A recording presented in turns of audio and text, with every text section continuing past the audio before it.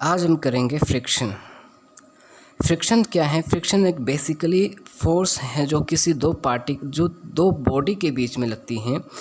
दो बॉडी के जो माइन्यूट पार्टिकल्स हैं वो एक ऑपोजिट फोर्स ऑफर करती हैं, जिसके कारण कि दो बॉडी की कांटेक्ट के बीच में एक फ्रिक्शनल रेजिस्टेंस प्रोड्यूस होता है। उसको ही हम बोलते हैं फ्रिक्शंस। इसको इस तरह से समझते हैं, एक हमारे पास बॉडी है, किसी एक प्लेन सरफेस के ऊपर रखी हुई है। अगर इस बॉडी का कोई एक अपना सेल्फ वेट है जो एक्ट कर रहा है सेंट्रली वर्टिकली डाउनवर्ड, तो ये जो नॉर्मल सरफेस है अपना, ये एक नॉर्मल रिएक्शन प्रोड्यूस करेगा of the same magnitude as weight, normal reaction produce करेगा। अगर मैं इस बॉडी के ऊपर यहाँ से कोई एक फोर्स F लगाता हूँ या P फोर्स लगाता हूँ, तो ये जो फ्लोर है ये ऑपोजिट फोर्स प्रोड्यूस करता है जो कि इस बॉडी की मोमेंट को रोकता है। उसी को बोलते हैं फ्रिक्शनल रेजिस्टेंस और फ्रिक्शनल फोर्स।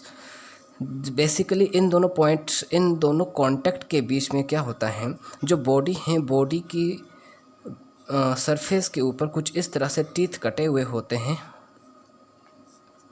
और जो सरफेस हैं, सरफेस के ऊपर भी कुछ इसी तरह से टीथ कटे हुए होते हैं। बॉडी के टीथ इस सरफेस के टीथ से कनेक्ट हो जाते हैं, और क्या होता है, जब इस बॉडी को मूव करवाया जाता है तो ये टीथ इसमें अटक जाते हैं, जिस कारण कि इसकी मूवमेंट थोड़ी देर बाद रुक जाती हैं। इसी को बोलते हैं फ्रिक्शन।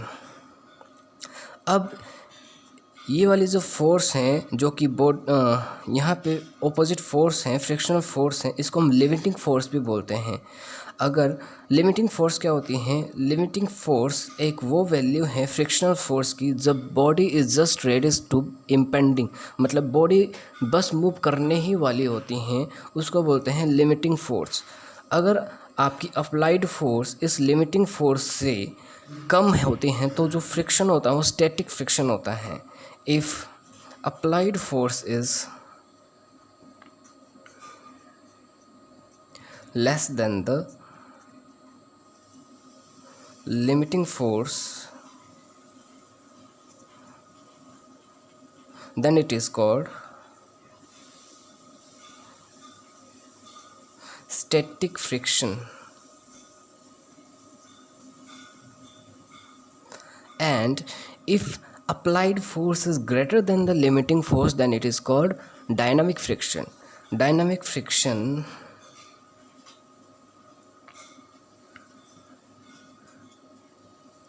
Dynamic friction क्या होता है? If applied force is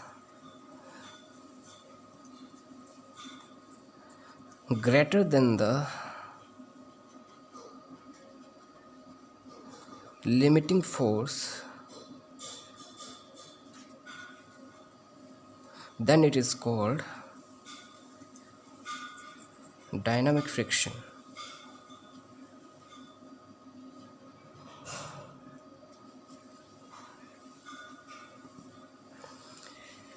Then it is called dynamic friction. Dynamic friction जो होता है वो दो टाइप का होता है।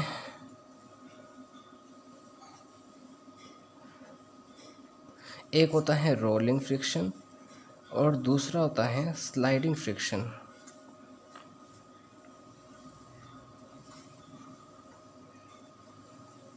अगर कोई बॉडी प्लेन सरफेस के ऊपर रोल कर रही है तो उसको हम रोलिंग फ्रिक्शन बोलते हैं, और अगर कोई बॉडी प्लेन सरफेस के ऊपर स्लाइड कर रही है तो उसको हम स्लाइडिंग फ्रिक्शंस बोलते हैं।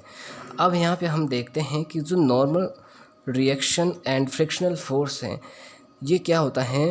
फ्रिक्शनल फोर्स नॉर्मल के ऊपर एक कांस्टेंट रेशो हमें दे रही है। उस कांस्टेंट रेशो को बोलते हैं coefficient of frictional constant, coefficient of friction.